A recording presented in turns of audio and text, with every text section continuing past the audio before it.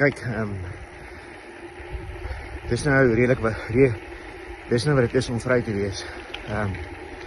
Yes, sondagmiddag. Oef gym 2 ure. Ja, gaan paar die pad aan met die mountainbike vir die Bosveld. Joh, dis great.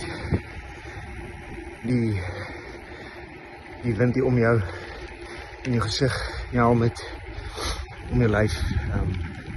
Lyk of het wil reën. Dis maar ek probeer hier in sidestep. Kyk daar so. So, hopefully is hy verby. Maar yes, nog hele eentjie om te gaan.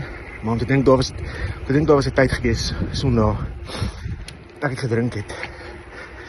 Hele dag lank. As 1 uur, 2 uur wakker geword het van die vorige aand se gedrinkery wat tot 2 uur, 3 uur, 4 uur die oggend aangehou het. En ja, my lewe het aansomkeer verander. By the grace of God. Yes, ek love Sondag.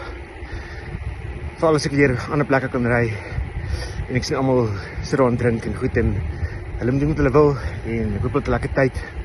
Hulle is nie verkeerd nie. Sy so bly sê ek nie.